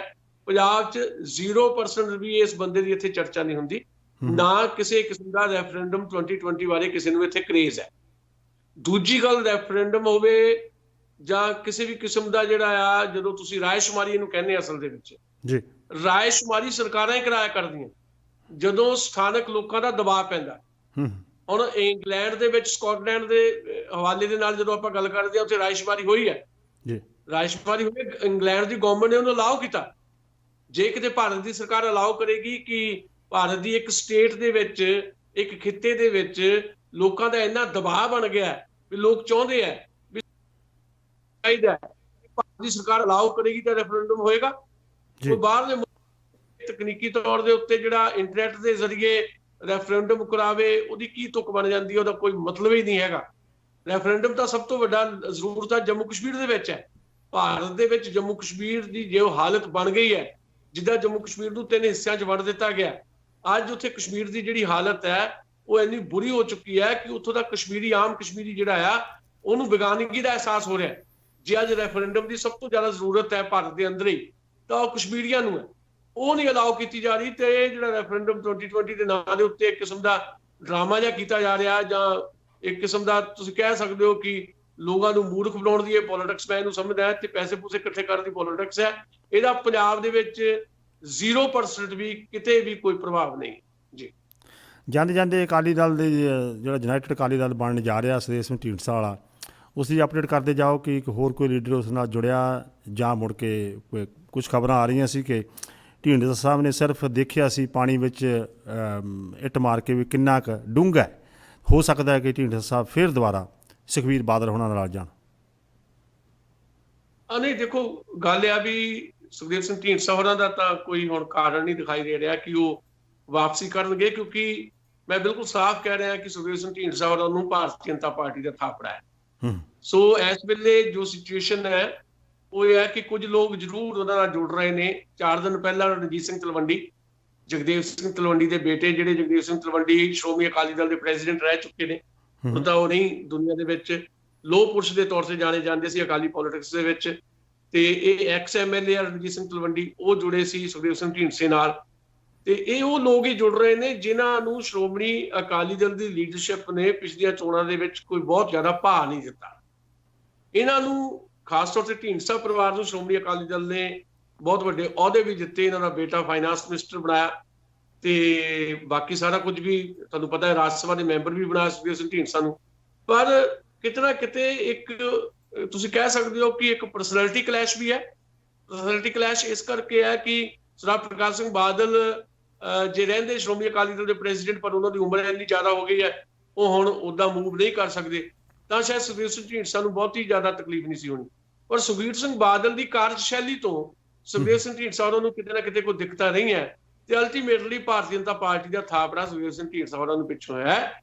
ਜੇ ਇਹ ਦਲ ਏਦਾਂ ਬਣਿਆ ਰਹਿੰਦਾ, ਸ਼੍ਰੋਮਣੀ ਅਕਾਲੀ ਦਲ ਡੈਮੋਕ੍ਰੇਟਿਕ ਇਹਨਾਂ ਨੇ ਇਹਦਾ ਨਾਂ ਰੱਖਿਆ, ਤੇ ਕੁਝ ਲੋਕਾਂ ਨੂੰ ਟਕਸਾਲੀ ਟੱਬਰਾਂ ਨੂੰ ਹੋਰ ਵੀ ਜੋੜ ਲੈਂਦੇ ਆ, ਤਾਂ ਪੰਜਾਬ ਦੇ ਵਿੱਚ ਇੱਕ ਅਜੀਬ ਜਿਹਾ ਤੁਹਾਨੂੰ ਪੰਥਕ ਪੋਲਿਟਿਕਸ ਦੇ ਵਿੱਚ ਮਾਹੌਲ ਦਿਖਾਈ ਦੇਗਾ। ਇੱਕ ਪਾਸੇ ਸ਼੍ਰੋਮਣੀ ਅਕਾਲੀ ਦਲ ਚੋਣ ਲੜੇਗਾ, ਇੱਕ ਪਾਸੇ ਸ਼੍ਰੋਮਣੀ ਅਕਾਲੀ ਦਲ ਅੰਮ੍ਰਿਤਸਰ ਚੋਣ ਲੜੇਗਾ ਸਰਦਾਰ ਸਿਮਰਜੀਤ ਸਿੰਘ ਮਾਨ ਹੋਣ ਵਾਲਾ, ਇੱਕ ਪਾਸੇ ਕੁਝ ਛੋਟੇ ਛੋਟੇ ਪੰਥਕ ਦਲ ਹੋਣਗੇ ਜਿਹੜੇ ਕਾਂਗਰਸ ਦੀ ਸਪੋਰਟ ਕਰਨਗੇ, ਜਿਹਨੂੰ ਕਿਹਾ ਜਾਏਗਾ ਇਹ ਕਾਂਗਰਸ ਦੀ ਬੀ ਟੀਮ ਹੈ, ਤੇ ਇੱਕ ਪਾਸੇ ਸੁਖਬੀਰ ਸਿੰਘ ਢੀਂਡਸਾ ਦਾ ਅਕਾਲੀ ਦਲ ਹੋਏਗਾ, ਜਿਸ 'ਚ ਭਾਈ ਮੋਹਕਮ ਸਿੰਘ ਵੀ ਕੱਲ ਸ਼ਾਮਲ ਹੋ ਗਏ, ਤੇ ਉਹ ਵੀ ਕੱਲੇ ਨਾ ਹੀ ਹੈ ਜੀ, ਉਹਨਾਂ ਦੇ ਪਿੱਛੇ ਕੋਈ ਬਹੁਤ ਵੱਡੀ ਪੰਥਕ ਤਾਕਤ ਹੈ ਜੀ, ਬਹੁਤ ਵੱਡੇ ਵੱਡੇ ਪੰਥਕ ਪਰਿਵਾਰ ਹੈ, ਇਦਾਂ ਦਾ ਕੁਝ ਨਹੀਂ ਹੈ। ਸੋ ਉਹ ਪਰੇ ਹੈ ਵੀ ਉਹ ਭਾਰਤੀ ਜਨਤਾ ਪਾਰਟੀ ਦੀ ਬੀ ਟੀਮ ਦੇ ਤੌਰ ਤੇ ਜ਼ਰੂਰ ਕੰਮ ਕਰਨਗੇ। ਬਾਕੀ ਹਲੇ ਵਕਤ ਪਿਆ 2022 ਦੀਆਂ ਚੋਣਾਂ ਦੇ ਵਿੱਚ, ਕਿ ਸੁਪਨੇ, ਜਿੱਦਾਂ ਤੁਸੀਂ ਕੱਲ ਵੀ ਗੱਲ ਕਰ ਰਹੇ ਸੀ, ਸੁਪਨੇ ਸਾਰੇ ਲੈ ਰਹੇ ਨੇ ਕਿ ਮੈਂ ਮੁੱਖ ਮੰਤਰੀ ਦੀ ਕੁਰਸੀ ਤੇ ਪਹੁੰਚਣਾ ਹੈ, ਪਰ ਕੁਰਸੀ ਇੱਕੋ ਹੀ ਹੈ, ਕੁਰਸੀ ਸਾਰਿਆਂ ਦੇ ਅੱਖਾਂ 'ਚ ਨੱਚ ਰਹੀ ਹੈ, ਪਰ ਕੁਰਸੀ ਤਾਂ ਇੱਕੋ ਹੀ ਹੈ, ਤੇ ਕੁਰਸੀ ਉਹਨੇ ਲੈ ਕੇ ਜਾਣੀ ਹੈ ਜਿਹੜਾ ਸੱਚਮੁੱਚ ਪੰਜਾਬ ਦੇ ਲੋਕਾਂ ਦੀ ਜਿਹੜੀ ਜ਼ਰੂਰਤ ਹੈ, ਲੋੜ ਹੈ, ਉਹਦੀ ਪੋਲਿਟਿਕਸ ਕਰੇਗਾ। ਤੇ ਉਹ ਪੋਲਿਟਿਕਸ ਹਾਲ ਫਿਲਹਾਲ ਭਾਵੇਂ ਮੰਨਫੀ ਹੈ, ਪਰ ਆਉਣ ਵਾਲੇ 1.5 ਸਾਲ ਤੱਕ ਸ਼ਾਇਦ ਸਥਿਤੀਆਂ ਜਿਹੜੀਆਂ ਕਾਫੀ ਨਿਖਰ ਜਾਣਗੀਆਂ, ਬਦਲ ਜਾਣਗੀਆਂ, ਉਦੋਂ ਅਸੀਂ ਸ਼ਾਇਦ ਹੋਰ ਤਰੀਕੇ ਨਾਲ ਤੇ ਟਿੱਪਣੀ ਕਰ ਰਹੇ ਹੋਵਾਂਗੇ। ਅੱਜ ਦੇ ਮਾਹੌਲ ਦੇ ਮੁਤਾਬਕ ਇਸ ਵੇਲੇ ਪੰਥਕ ਜਿਹੜੀ ਸਿਆਸਤ ਹੈ ਉਹ ਬਹੁਤ ਬੁਰੀ ਤਰ੍ਹਾਂ ਜਿਹੜੀ ਹੈ ਉਹ ਡਿਸਟਰਬ ਹੋ ਚੁੱਕੀ ਹੈ, ਤੇ ਲੀਡਰਲੈਸ ਹੋ ਚੁੱਕੀ ਜੀ। ਬਦਸਾਨ ਸਾਹਿਬ, ਜੇ ਆਪਾਂ ਗੱਲਬਾਤ ਕਰੀਏ ਕਿ ਪੰਜਾਬ ਦੇ ਵਿੱਚ ਚਾਹੇ ਭਾਰਤ ਦੇ ਵਿੱਚ ਕਿਸੇ ਵੀ ਲੀਡਰ ਦਾ ਕੋਈ ਵੀ ਯਕੀਨ ਨਹੀਂ ਕੀਤਾ ਜਾ ਸਕਦਾ ਕਿਹੜੇ ਵੇਲੇ ਉਹਨੇ ਦਲ ਬਦਲ ਲੈਣਾ। ਜਦ ਮਨਪ੍ਰੀਤ ਬਾਦਲ ਦੀ ਕਿਸੇ ਨੇ ਬਾਂਹ ਨਹੀਂ ਫੜੀ, ਮਨਪ੍ਰੀਤ ਬਾਦਲ ਨੇ ਆਪਣੀ ਪਾਰਟੀ ਪੀਪਲਜ਼ ਪਾਰਟੀ ਸ਼ੁਰੂ ਕੀਤੀ। ਮਨਪ੍ਰੀਤ ਬਾਦਲ ਇੱਥੇ ਆਇਆ 2013 ਦੇ ਵਿੱਚ, ਵੱਡੀ ਰੈਲੀ ਕੀਤੀ ਗਈ, 5000 ਤੋਂ ਵੱਧ ਲੋਕ ਇਕੱਠੇ ਹੋਏ। ਮਨਪ੍ਰੀਤ ਬਾਦਲ ਨੇ ਕਿਹਾ ਕਿ ਇੰਜਣ ਦੇ ਵਿੱਚ ਜਿਹੜੇ ਪੁਰਾਣੇ ਪੁਰਜ਼ੇ ਨਹੀਂ ਪਾਏ ਜਾਣਗੇ, ਇਹ ਇੰਜਣ ਨਵਾਂ ਬੰਨਿਆ ਜਾਊਗਾ, ਇਸ ਦੇ ਵਿੱਚ ਸਾਰੇ ਨਵੇਂ ਚਿਹਰੇ ਹੋਣਗੇ। ਪਰ ਹੋਇਆ ਉਸ ਦੇ ਉਲਟ। ਅਤੇ ਅੱਜ ਮਨਪ੍ਰੀਤ ਬਾਦਲ ਦੀ ਉਹ ਪੀਪਲ ਪਾਰਟੀ ਕਿੱਥੇ ਹੈ ਅਤੇ ਉਸਨੇ ਜਾ ਕੇ ਕਾਂਗਰਸ ਜੁਆਇਨ ਕਰ ਲਈ। ਮੇਰੇ ਕਹਿਣ ਦਾ ਮਤਲਬ ਇਹ ਸੀ ਵੀ ਕਿਸੇ ਲੀਡਰ ਦਾ ਕੋਈ ਵੀ ਯਕੀਨ ਨਹੀਂ ਕੀਤਾ ਜਾ ਸਕਦਾ ਕਿ ਕਿਹੜੇ ਵੇਲੇ ਉਹਦੀ ਕਿਸੇ ਨਹੀਂ ਬਾਂਹ ਫੜੀ ਤਾਂ ਉਹਨੇ ਆਪਣੀ ਪਾਰਟੀ ਸ਼ੁਰੂ ਕਰ ਲੈਣੀ ਆ, ਆਪਣੀ ਨਹੀਂ ਕੀਤੀ ਤਾਂ ਕਿਸ ਪਾਰਟੀ ਦੇ ਵਿੱਚ ਚਲ ਜਾਣਾ, ਇਹ ਕੋਈ ਕਿਹਾ ਨਹੀਂ ਜਾ ਸਕਦਾ। ਜਦੋਂ ਪੋਲਿਟਿਕਸ ਦੇ ਵਿੱਚੋਂ, ਬਾਬੂ ਜੀ ਤੁਸੀਂ ਬੜੀ ਵਧੀਆ ਗੱਲਾਂ ਕੀਤੀਆਂ, ਜਦੋਂ ਪੋਲਿਟਿਕਸ ਦੇ ਵਿੱਚੋਂ ਆਈਡੀਓਲੋਜੀ ਮਾਈਨਸ ਹੋ ਜਾਂਦੀ ਹੈ ਤੇ ਇਹੀ ਕੁਝ ਹੁੰਦਾ ਹੈ।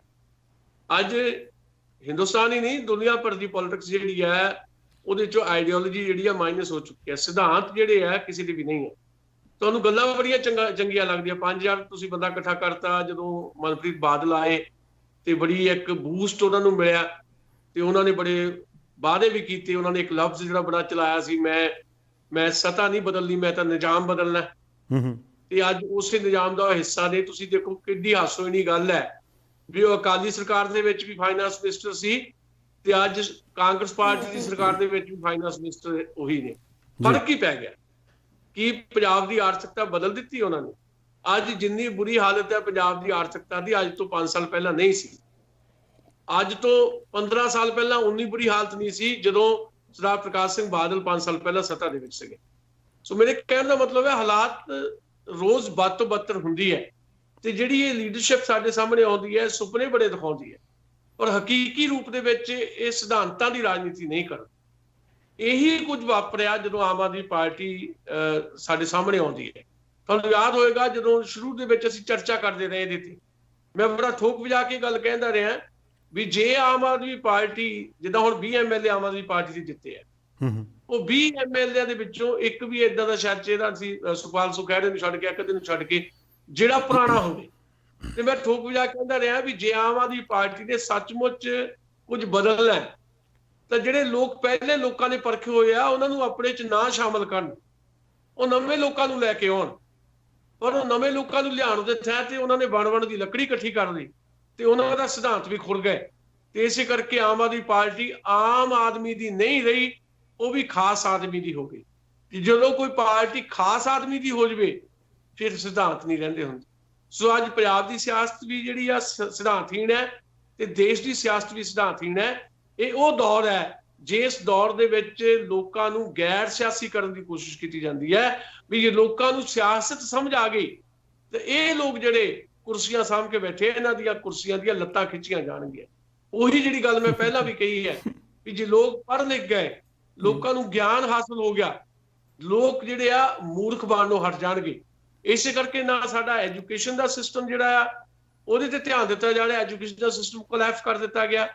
ਜੇ ਲੋਕ ਚੰਗੇ ਪੜ੍ਹੇ ਲਿਖੇ ਹੋਣਗੇ, ਚੰਗੇ ਸਿਹਤਮੰਦ ਹੋਣਗੇ ਤਾਂ ਇਹ ਲੋਕ ਜਿਹੜੇ ਆ, ਇਹ ਜਿਹੜੇ ਇਸ ਵੇਲੇ ਹੁਕੂਮਤ 'ਚ ਆ, ਉਹਨਾਂ ਨੂੰ ਸਵਾਲ ਕਰਨਗੇ। ਇਸੇ ਕਰਕੇ ਸਾਡਾ ਜਿਹੜਾ ਹੈਲਥ ਦਾ ਸਿਸਟਮ ਵੀ ਕੋਲੈਪਸ ਹੋ ਗਿਆ।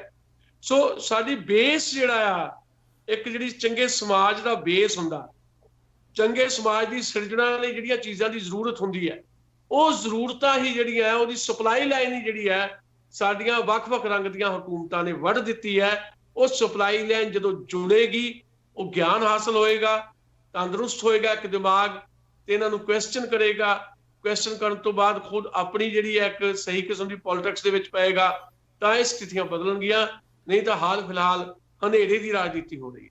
ਜੀ ਦਸਾਂਝ ਸਾਹਿਬ, ਤੁਹਾਡਾ ਬਹੁਤ ਧੰਨਵਾਦ। ਮੈਂ ਥੋੜ੍ਹਾ ਕਨਫਿਊਜ਼ ਹੋ ਗਿਆ ਕਿਉਂਕਿ ਜਦੋਂ ਤਾਂ ਬਿਜਲੀ ਨਹੀਂ ਸੀ ਤਾਂ ਤੁਹਾਡੀ ਆਵਾਜ਼ ਬੜੀ ਕਲੀਅਰ ਆਉਂਦੀ ਸੀ ਅਤੇ ਉਦੋਂ ਚਿਹਰਾ ਸਾਫ਼ ਨਹੀਂ ਸੀ, ਪਰ ਹੁਣ ਬਿਜਲੀ ਆ ਗਈ ਆ ਤੇ ਆਵਾਜ਼ ਨਹੀਂ ਕਲੀਅਰ, ਹੁਣ ਚਿਹਰਾ ਸਾਫ਼ ਹੈ।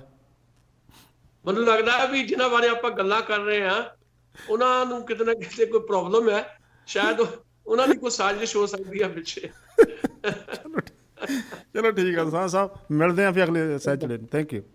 ਸ਼ੁਕਰੀਆ ਜੀ, ਸ਼ੁਕਰੀਆ। Thank you. ਇਹ ਸਨ ਖਬਰਾਂ ਤੁਹਾਡੇ ਇਸ ਲਾਈਵ ਪੇਸ਼ ਕੀਤੀਆਂ। ਸੁਸ਼ੀਲ ਦਸਾਂਝ ਸਾਹਿਬ ਸੈਚਰਡੇ ਸੰਡੇ ਸਾਡੇ ਨਾਲ ਖਬਰਾਂ ਪੇਸ਼ ਕਰਦੇ ਨੇ। ਅੱਜ ਦਾ ਇਹ ਸਾਰਾ ਪ੍ਰੋਗਰਾਮ ਜਿਹੜਾ ਹੈ ਸਵੀਟ ਮਹਿਲ ਵੱਲੋਂ ਸਪਾਂਸਰ ਕੀਤਾ ਜਾ ਰਿਹਾ। ਸਵੀਟ ਮਹਿਲ ਹੰਬਰਬੋਰ ਤੇ ਰੈਸਟੋਰੈਂਟ ਬਰਕੋ ਕੋਨੇ ਦਾ ਟਾਪ ਦਾ ਰੈਸਟੋਰੈਂਟ ਹੈ।